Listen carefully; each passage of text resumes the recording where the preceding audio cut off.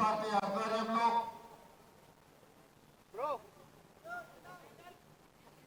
SEBI chairperson గారు అదానితో కుమ్ముకై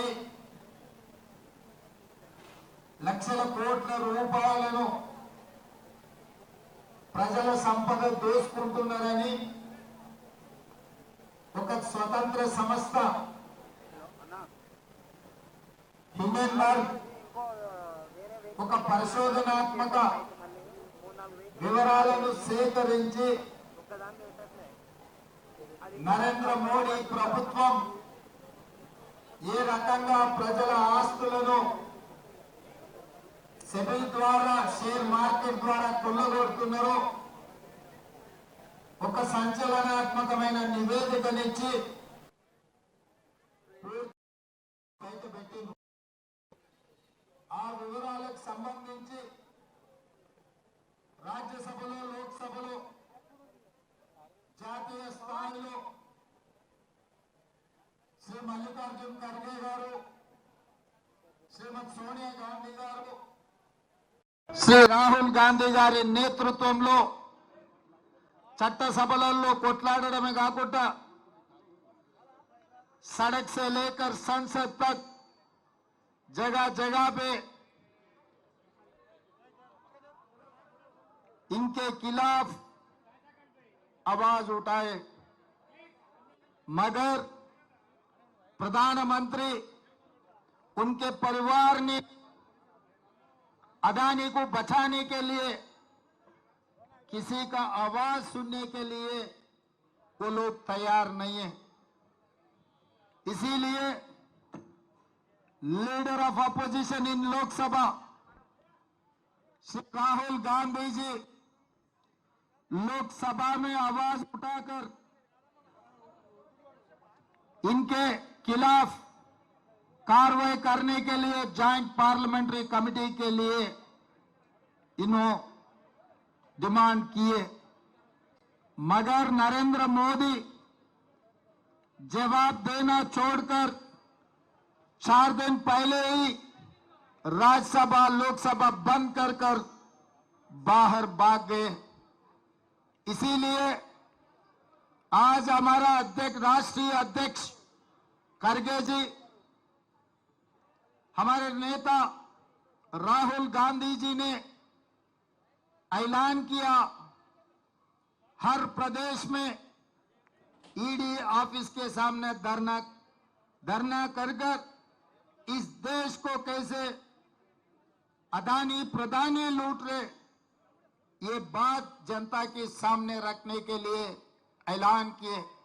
इसीलिए आज के तारीख में एआईसीसी से दीपादास मुंशी जी, श्री सलमान कुर्सी जी, हमारे भाई डिप्टी सीएम भट्टी विक्रमार्का जी, मेरे साथ मंत्रियों, एमपी, एमएलसी, एमएलए और कांग्रेस पार्टी के वरिष्ठ नेता, कार्यकर्ता तक हजारों लोग इधर आज जमा होकर राहुल जी आवाज को मदद देने के लिए, राहुल जी आप संघर्ष करो, आपके साथ हम हैं, आपके साथ हम रहेंगे, ये जनता को लूटने वाले को जेल तक भेज देंगे, जेल के अंदर डालेंगे, तब तक हम आपके साथ में रहने के वादा कर सब लोग यहां मौजूद हुए। मित्रुलारा ఈ రోజు ప్రధానమంత్రి గారు పదే రైల్వే స్టేషన్లో నేను ఛాయ్ అమ్మి దేశానికి ప్రధానమంత్రినైనా అని చెప్తుంటారు. అలాంటి పేదల కష్టాలు తెలిసిన వ్యక్తి ప్రధానమంత్రి అయితే తప్పకుండా పేదలకు మేలు జరుగుతుంది. దళితులు, గిరిజనులు, బలహీన వర్గాలు, మైనారిటీలకు ప్రభుత్వం యొక్క సంక్షేమ పథకాలు అందుతాయని దేశమంతా భావించింది. కానీ 2014లో ప్రధానమంత్రిగా నరేంద్ర మోడీ గారు బాధ్యత తీసుకున్న తర్వాత ఈ రోజు వెనక్కి తిరిగి చూస్తే 1947 ఆగస్టు 15 తారీఖు నుంచి దేశ స్వతంత్రం వచ్చినప్పటి నుండి 2014 వరకు దాదాపుగా 66-67 సంవత్సరాలు ఈ దేశం 55,000 కోట్ల రూపాయల అప్పులు చేస్తే నరేంద్ర మోడీ గారు 11 సంవత్సరాలలో 1,15,000 కోట్ల రూపాయల అప్పులు ఈ దేశం మీద తీసుకొచ్చి పెట్టిండు. ఇవాళ దాదాపుగా భారతదేశం 1,83 లక్షల కోట్ల రూపాయలు ఈరోజు అప్పుల్లో ఉంటే ఒక్క నరేంద్ర మోడీ గారి నాయకత్వంలోనే 16 మంది ప్రధానమంత్రులు చేసిన దానికంటే 2 అంతల అప్పులు తీసుకొచ్చి దేశాన్ని అప్పుల ఊబిలో ముంచెండు. ఇవాళ దేశ ఆర్థిక వ్యవస్థను చిన్నాభిన్నం చేయడమే కాకుండా ఆనాడు చేసే అప్పుల కంటే 2 ఇంతలు చేసి ఈ దేశంలో వారు నిర్మించింది కానీ వారు తీసుకొచ్చింది కానీ లేదు. ఆనాడు పండిత్ జవహర్లాల్ నెహ్రూ గారు education and irrigation is our priority అని వారి దేశంలో ఉన్న యూనివర్సిటీలన్నిటినీ సెంట్రల్ యూనివర్సిటీ నుంచి మొదలు పెడితే ఈ దేశంలో ఉన్న పేదలు చదువుకునే అన్ని యూనివర్సిటీలను ఆనాడు పండిత్ జవహర్లాల్ నెహ్రూ గారే మొదలుపెట్టిండ్రు. అదేవిధంగా ఈ దేశంలో కరువును పారదోలాలి అంటే సాగునీటి ప్రాజెక్టులను నిర్మించాలి అని బాక్రానంగల్ నుంచి నాగార్జున సాగర్ వరకు, శ్రీశైలం నుంచి శ్రీరామ్ సాగర్ వరకు పండిత్ జవహర్లాల్ నెహ్రూ గారు సాగునీటి ప్రాజెక్టులను తీసుకొచ్చిన ఒక దార్శనిక ప్రధానమంత్రి పండిత్ జవహర్లాల్ నెహ్రూ గారు. ఆ తర్వాత శ్రీమంతులకే అందుబాటులో ఉన్న బ్యాంకులను భూస్వాముల దగ్గర, జామీందారుల దగ్గర, జాగీర్దారుల దగ్గర వేలాది లక్షలాది ఎకరాల భూములను బ్యాంకులను జాతీయకరణ చేసి పేద ప్రజలకు బ్యాంకులను అందుబాటులోకి తీసుకొచ్చి పేదలకు అప్పులు ఇచ్చే విధంగా బ్యాంకులను తీర్చిదిద్దిన నాయకురాలు ఇందిరా గాంధీ గారు. అదేవిధంగా సీలింగ్ యాక్ట్ తీసుకొచ్చి జాగీర్దారులు, జమీందారుల దగ్గర ఉన్న కోట్లాది ఎకరాల భూములను ప్రభుత్వం గుంజుకొని దళితులకు, గిరిజనులకు అసైన్మెంట్ పట్టాల పేరు మీద, పోడు భూముల పట్టాల పేరు మీద శ్రీమతి ఇందిరా గాంధీ పేదలకు భూములనిచ్చి వాళ్ళ ఆత్మగౌరవాన్ని పెంచి ఈ రోజు దేశంలో ఎస్సీ ఎస్టీల దగ్గర భూములు ఉన్నాయంటే శ్రీమతి ఇందిరాగాంధీ గారు చేసిన సాహసోపేతమైన నిర్ణయం. ఈ రోజు పేదల దగ్గర భూములు ఉన్నాయి. అదేవిధంగా మన ప్రధానమంత్రి రాజీవ్ గాంధీ గారు ఉన్నప్పుడు ఆనాడు ఇండస్ట్రియల్ రెవల్యూషన్ రావాల్సిన సందర్భంలో ఇండస్ట్రియల్ రెవల్యూషన్ రాలేదు. ఈ దేశంలో పరిశ్రమలు ఆశించిన మేరకు నెలకొల్పలేదు. ఇప్పుడు సాంకేతిక యుగం మారింది. 21వ శతాబ్దంలోకి మనం వెళ్తున్నాం కాబట్టి ఆనాడు కొంత ఇండస్ట్రియల్ విప్లవంలో వెనుకబడ్డాం.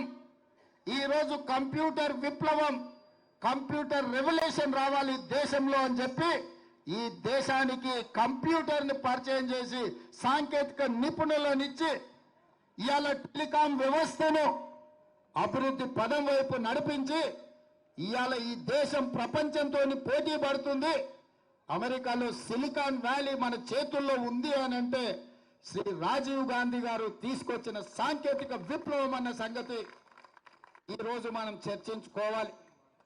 అదేవిధంగా స్థానిక సంస్థలలో ఈరోజు ఇక్కడనే మా మేయర్ గారు ఉన్నారు, చాలా మంది ప్రజాప్రతినిధులు ఉన్నారు. ఇక్కడ మహిళల చేతిలో అధికారం ఉన్నప్పుడే, పరిపాలన ఉన్నప్పుడే పాలన బాగుపడుతుంది, ప్రజాస్వామ్యం మనుగడ సాధిస్తుందని మహిళా రిజర్వేషన్లని దేశంలో మొట్టమొదటి స్థానిక సంస్థలలో ప్రవేశపెట్టి రాజీవ్ గాంధీ గారు పునాదులు వేసిండ్రు. కాబట్టి ఈ రోజు వారి ఆలోచన విధానం ఈ దేశంలో చట్టసభలలో కూడా మహిళా రిజర్వేషన్లు ఇవ్వడానికి పునాదులు వేసిందన్న సంగతి ఈ రోజు మనం చర్చించుకోవాలి.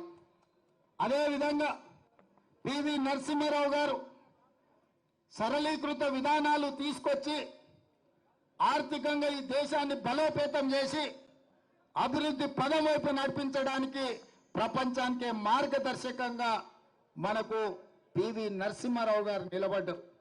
ఈ విధంగా ఈ దేశాన్ని పండిత్ జవహర్లాల్ నెహ్రూ గారు, లాల్ బహదూర్ శాస్త్రి గారు, ఇందిరా గాంధీ గారు, రాజీవ్ గాంధీ గారు, అదేవిధంగా మన తెలంగాణ బిడ్డ పివి నరసింహారావు గారు ఎంతో విజ్ఞతతో భవిష్యత్తును ఆలోచన చేసి భవిష్యత్ తరాల కోసం ప్రాణ త్యాగాలే చేయడమే కాకుండా ఈ దేశం యొక్క ప్రణాళికలు రచించి అన్ని రంగాలలో ఈ దేశాన్ని ముందుకు నడిపించారు. మరి 2014లో నరేంద్ర మోడీ గారు అధికారంలోకి వచ్చిండు.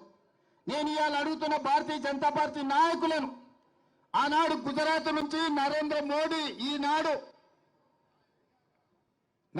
మోడీ అమిత్ షా గుజరాత్ నుంచి బయలుదేరితే ఆనాడు స్వతంత్రానికి స్ఫూర్తినిచ్చిన మహాత్మా గాంధీ, అదేవిధంగా సర్దార్ వల్లభాయ్ పటేల్ కూడా గుజరాత్ నుంచే వచ్చి ఈ దేశ స్వతంత్రంలో అత్యంత క్రియాశీలక పాత్ర పోషించారు. ఆనాడు స్వతంత్ర పోరాటంలో ప్రపంచంలోనే గుజరాత్కు ఒక గొప్ప గుర్తింపు గౌరవాన్ని మహాత్మా గాంధీ గారు, వల్లభాయ్ పటేల్ గారు తీసుకొస్తే 2014లో అదే గుజరాత్ నుంచి ఇవాళ నరేంద్ర మోడీ, అమిత్ షా బయలుదేరి ఎంత అంతరం, ఎంత వ్యత్యాసం!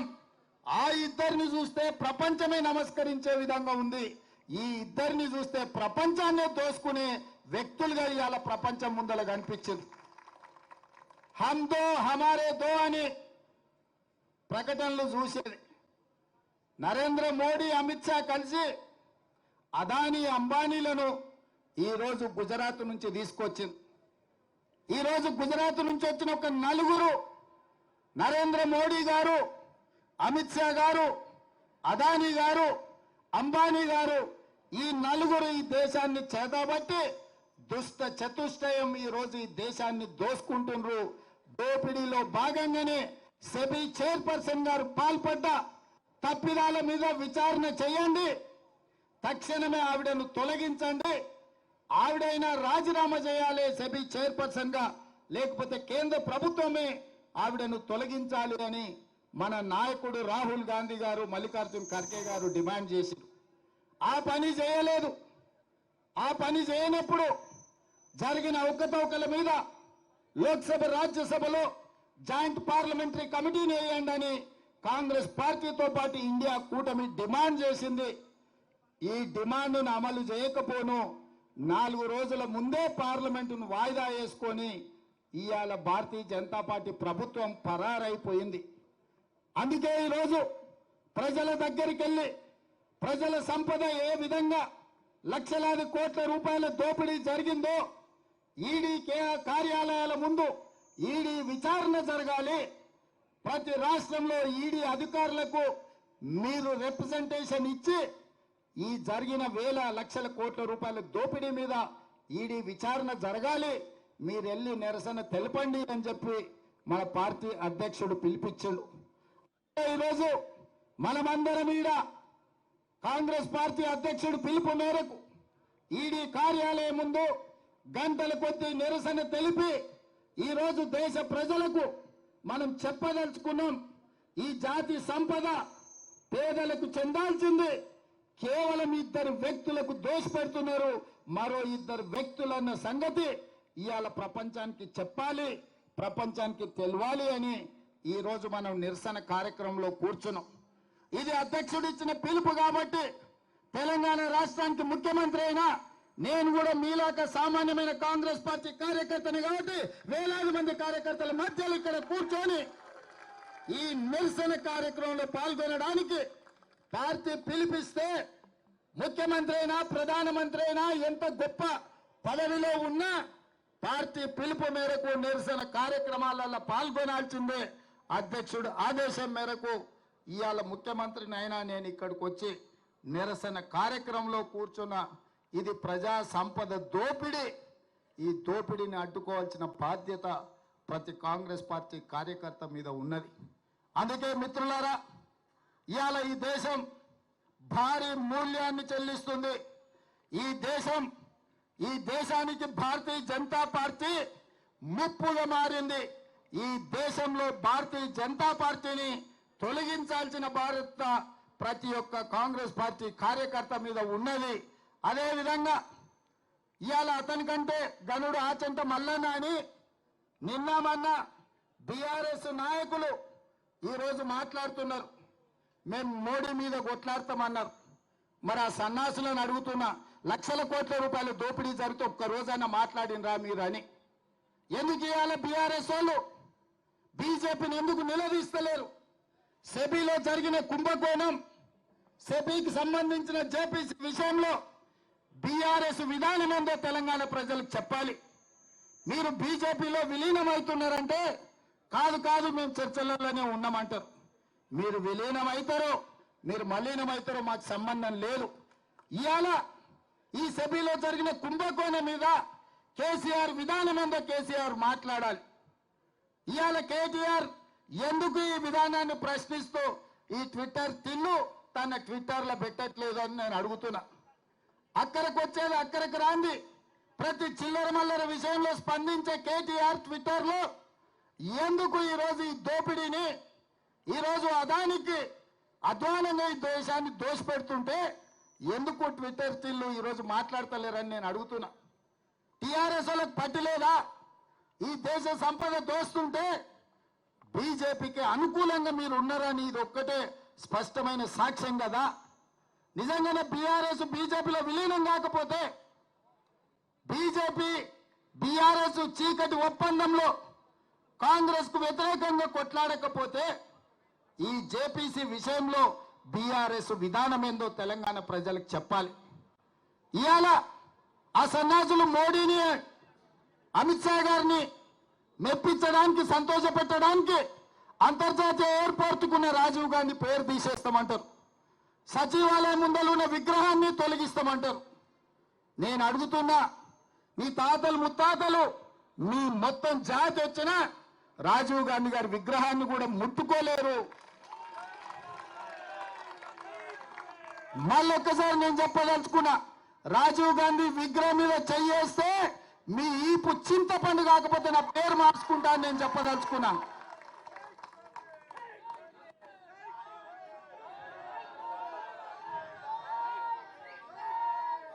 ఆసామాసిగా అల్లా తప్పగా అక్కడ ఎవరో ఆ విగ్రహం పెడుతున్నారని మీరు అనుకుంటున్నారేమో. మేమే పెట్టినాం. ఒక పక్కన అమరవీరుల స్తూపం, ఇంకొక పక్కన తెలంగాణకు పరిపాలన అందించే సచివాలయం, ఆ మధ్యలో రాజీవ్ గాంధీ విగ్రహం. లక్షలాది మంది దేశం యొక్క స్వతంత్రం కోసం, ఈ దేశ సంపదను కాపాడే ప్రతి యువతకు ఆదర్శంగా ఉండే వ్యక్తి రాజీవ్ గాంధీ. అందుకే వారి విగ్రహాన్ని అక్కడ పెట్టుకున్నాం.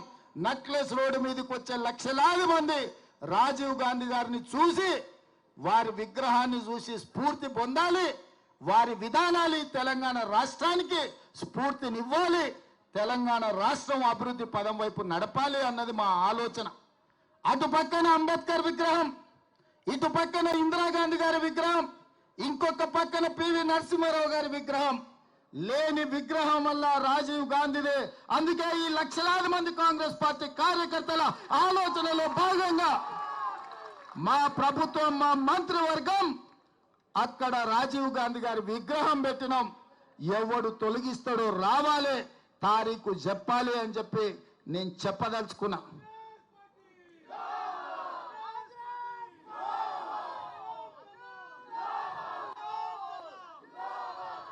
అదే విధంగా 10 ఏళ్ల తర్వాత ఉద్యోగం ఊడినాక, ప్రజలు వంగబెట్టి దంచినాక ఈ సన్నాసులకు తెలంగాణ తల్లి గుర్తొచ్చింది. అక్కడ తెలంగాణ తల్లి పెడితే బాగుంటుందని. మనకేమో ప్రజలకేమో తెలంగాణ తల్లిని పెట్టాలంటున్నాడు. ఆయననేమో మా అయ్య పోతే మా అయ్య విగ్రహం పెట్టుకుందాం అనుకుందాం, రాజీవ్ గాంధీ విగ్రహం ఎట్లా పెట్టారు అంటాడు.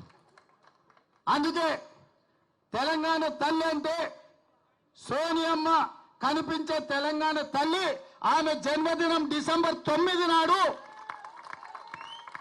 తెలంగాణ రాష్ట్ర ప్రకటన డిసెంబర్ 9, 2009 నాడు కేంద్ర ప్రభుత్వం మన్మోహన్ సింగ్ గారి నాయకత్వంలో చిదంబరం గారు ప్రకటన చేసింది.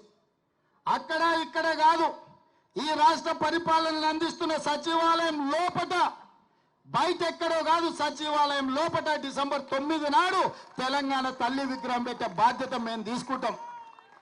ఈ సన్నాసులు 10 ఏళ్ళ అధికారంలో ఉన్న తెలంగాణ తల్లి విగ్రహం పెట్టలే. 10 నెలల లోపలనే తెలంగాణ తల్లి విగ్రహాన్ని పెట్టి ఆ తెలంగాణ తల్లికి నిజమైన వారసులమని నిరూపించుకునే బాధ్యత ప్రతి కాంగ్రెస్ పార్టీ కార్యకర్తదని నేను చెప్పదలుచుకున్నా. అందుకే మిత్రులారా, ఇవాళ మనం రైతు రుణమాఫీ చేస్తే రైతులను రెచ్చగొట్టాలని వాళ్ళ కార్యకర్తలు రైతుల ముసుగులో ధర్నాలు చేస్తారు. నేను ఒక్కటే మాట చెప్పదలుచుకున్నా, ఏ రైతుకు రుణం రాకపోయినా, రుణం మాఫీ కాకపోయినా, ఏ రైతుకు ఏ సమస్య ఉన్నా ప్రతి కలెక్టర్ కార్యాలయంలో అధికారులను కౌంటర్ వేసి కూర్చోబెట్టి మీ సమస్యలు అక్కడ చెప్పుకోండి, వాటిని పరిష్కరించి మీకు రుణమాఫీ చేస్తామని చెప్పినాం. ఆల్రెడీ మా ఆర్థిక మంత్రి బట్టి విక్రమార్క గారు నేను 18,000 కోట్ల రూపాయలు వ్యవసాయ శాఖ ఖాతాలో వేసినాం. అక్కడి నుంచి ప్రతి రైతుకు పంపించండి. మిగతా 12,000 కోట్ల రూపాయలు కూడా 2 లక్షల పైన ఉన్న వాళ్ళను మీరు 2 లక్షల పైన ఉన్న ఏదైతే బకాయిందో బ్యాంకు కట్టండి, మిగిలిన 2 లక్షల రూపాయలు మేము కడతామని చెప్పినాం. మా రెవెన్యూ మంత్రి గారు కూడా ఆ మాట చెప్పినారు. ఇవాళ అంటుండే శ్రీనివాసరెడ్డి గారు ఇంకా 12,000 మళ్ళా కడతామన్నాడని, బట్టి గారు 7,000 కోట్లే మేము ఇచ్చినామన్నారని. అన్ని తప్పుడు రాతలు, కారు కూతలు. అందుకే రైతులకు నేను ఒక్కటే మాట చెప్పదలుచుకున్నా, రోడ్డు ఎక్కాలెందుకు, ధర్నా చేయాలెందుకు, మీకు ఆ కష్టం ఎందుకు వచ్చింది? 6 నెలల లోపల 31,000 కోట్ల రూపాయలతోటి 2 లక్షల వరకు రైతులకు రుణమాఫీ చేస్తామని 15 ఆగస్టు లోపల చేస్తామని మాట ఇచ్చిన మేము 18,000 కోట్ల రూపాయలు చెల్లించినాం. బ్యాంకులలో నగదు అందుబాటులో పెట్టినాం. మిగతావి కూడా మాఫీ చేస్తామన్నాం. ఈ సన్నాసులను నమ్ముకొని రోడ్ల మీద తిరిగితే ఆయాసమే వస్తుంది. మీకు ఏదైనా సమస్య ఉంటే కలెక్టర్లను కలవండి, వ్యవసాయ శాఖ అధికారులను కలవండి. ఈ ప్రభుత్వం ఉన్నదే మీకోసం. ఈ ప్రభుత్వం మీ సమస్యలను పరిష్కరించడానికి ఉన్నది. ఈ ప్రభుత్వం ప్రజాపాలనది, ప్రజలకు అందుబాటులో ఉన్నాం. పొద్దున్న లేస్తే వేలాది మందిని మేమందరం కలుస్తున్నాం. నేను అడుగుతున్న ఇవాళ తెలంగాణ సమాజాన్ని, ఎన్నడైనా 6 నెలలకు ఒక్కసారైనా కేసీఆర్ ముఖం చూసినారా? ఫామ్ హౌస్లో బోర్లో వండుకునేటోడు ఇవాళ రోజుకు 18 గంటలు నేను మా మంత్రులు గ్రామాలు తిరుగుతూనే ఉన్నాం కదా, వచ్చిన వాళ్ళనల్లా కలుస్తూనే ఉన్నాం కదా, మీ సమస్యలు వింటూనే ఉన్నాం కదా, మీ సమస్యలు పరిష్కరిస్తూనే ఉన్నాం కదా. మీరు ధర్నా చేయాల్సిన అవసరం ఏముంది? నిరసన తెలపాల్సిన అవసరం ఏముంది? ప్రభుత్వం విననప్పుడు, ప్రభుత్వం మీ మాట ఏం జరుగుతుందో కనుక్కోనప్పుడు మీరు నిరసన తెలపొచ్చు, ధర్నా చేయొచ్చు, రాస్తా రోకో చేయొచ్చు. కానీ ప్రభుత్వమే మీ దగ్గర ఉండి ప్రభుత్వం వింటున్నప్పుడు, ప్రజాపాలన జరుగుతున్నప్పుడు, ప్రజాభవన్లో ప్రజల సమస్యల్ని వారంలో 2 రోజులు మా అధికారులు, మా చిన్నారెడ్డి గారు తీసుకుంటున్నప్పుడు మీకెందుకు కష్టం రైతులారా అని నేను చెప్తున్నా. అందుకే 10 ఏళ్ళు మిమ్మల్ని దోసుక తిన్నారు. కాకులాక గద్దలాక మీ రక్త మాంసాలను పీల్చి పిప్పి వేసిన ఈ సన్నాసులు మళ్ళీ ముసుగులో దొంగలు ముసుగేసుకొని ఇవాళ మళ్ళా మీ దగ్గరకు వచ్చి మభ్య పెట్టాలని చూస్తారు. ఈ దోపిడీ దొంగలే కదా ఈ 10 ఏళ్ళు మిమ్మల్ని దోసుకున్నది. ఈ కేసీఆర్, ఈ హరీష్ రావు, ఈ రామారావే కదా మిమ్మల్ని కొల్లగొట్టింది. ఆ కొల్లగొట్టిన సన్నాసులను 6 నెలల కింద మీరే కదా బొందబెట్టింది. మరి ఆ బొందబెట్టిన వాళ్ళను మళ్ళా గ్రామాలకు ఎట్లా రాణిస్తుండ్రు మీరు ఒక్కసారి ఆలోచన చేయమని రైతులకు విజ్ఞప్తి చేస్తున్నా. మాయ చెయ్యాలని, మిమ్మల్ని మోసం చెయ్యాలన్నదే వాళ్ళ ఆలోచన. 10 ఏళ్ళలో వాళ్ళు ఇచ్చింది ఎంత, 10 నెలల్లో మేము ఇచ్చింది ఎంత? అమరవీరుల స్తూపం దగ్గర చర్చ చేద్దాం రాండి. రాజీనామా చేయాల్సి వస్తుందని తాటి సెట్టు లెక్క పెరిగిండు కానీ ఆయన పారిపోయి ఇవాళ కొత్త మాటలు చెప్తుండు. అందుకే సిద్దిపేటలో మా మైనంపల్లి పోయిండు, రా మాట్లాడదాం ఏందో చూద్దామని. ఆ ట్యాంకల్లో కూడా ఓలే. ఇక నెక్స్ట్ మళ్ళీ జగన్న ఉన్నాడు, జగన్న వస్తాడు తొందరలోనే సిద్దిపేటకి, జగన్న దోల్తా. వాళ్ళు ఏంటంటే అబద్ధాలన్నీ సోషల్ మీడియాలో పెడతారంట. గట్లనే నరేంద్ర మోడీ గారు వాట్సాప్ యూనివర్సిటీలో పెట్టిండు. 400 అన్నాడు. నేను ఆయననే చెప్పిన 240 అని. అవునా? ఒక్క సీట్ అని ఎక్కువ వచ్చిందా? సరిగ్గా గంతే వచ్చింది. రెండోది చెప్పిన పార్లమెంట్ ఎన్నికల్లో వచ్చినప్పుడు నువ్వు శాతనైతే మునగానైతే ఒక సీటు గెలువురా అబ్బా అని అన్నానా? సేవలనే కదా నేను అన్నది. బీఆర్ఎస్కి ఒక్క సీటు కూడా పార్లమెంటు దక్కని అని. ఆ మాట మీద కాంగ్రెస్ పార్టీ కార్యకర్తలు 7 ఇట్లలో డిపాజిట్లు పోగొట్టారు, 15 ఇట్లలో 3వ స్థానానికి నెట్టారు. ఇది కాంగ్రెస్ శక్తి, కాంగ్రెస్ పార్టీ కార్యకర్తల శక్తి. అందుకే ఈరోజు మీకు వచ్చేసారి ఆ 39లో 9 కూడా మిగిలవని చెప్పి నా సన్యాసులకు చెప్పదలుచుకున్నా. 10 ఏళ్ళు ఎలుగబెట్టిందని, 10 ఏళ్ళు తెలంగాణను తలగబెట్టినోడు 10 నెలలు కాకముందే ఈ ప్రభుత్వం మీద పడి ఏడుస్తున్నాడంటే కాంగ్రెస్ పార్టీ కార్యకర్తలు గ్రామాలలో ప్రజలకు వివరించాల్సిందిగా కోరుతున్నా. ఏది ఏమైనా ఇప్పటి వరకు ఇన్ని గంటలు ఇక్కడ ఉండి ఖర్గే గారు, రాహుల్ గాంధీ గారు పిలుపు మేరకు ఈడీ కార్యాలయం ముందు నిరసన ధర్నాలో పాల్గొని దేశంలో జరుగుతున్న ప్రధాని అదాని దోపిడీని అడ్డుకోవడానికి వచ్చినందుకు మిమ్మల్ని అందరినీ మనస్ఫూర్తిగా అభినందిస్తూ, అక్కడ ప్రధాని అయినా బీజేపీ అయినా ఇక్కడ బీఆర్ఎస్ అయినా దోపిడీకి వ్యతిరేకంగా మనం కొట్లాడదాం. కార్యకర్తలందరూ అప్రమత్తంగా ఉండండి. మేమందరం అందుబాటులో ఉంటాం. మన అందరం కాంగ్రెస్ పార్టీ కార్యకర్తలం, కాంగ్రెస్ కుటుంబం మీ అందరికి అండగా నిలబడి ఈ కార్యక్రమాలను ముందుకు తీసుకెళ్దామని తెలియజేస్తూ మీ అందరి దగ్గర సెలవు తీసుకుంటున్న మిత్రులారా, జై కాంగ్రెస్, జై జై కాంగ్రెస్.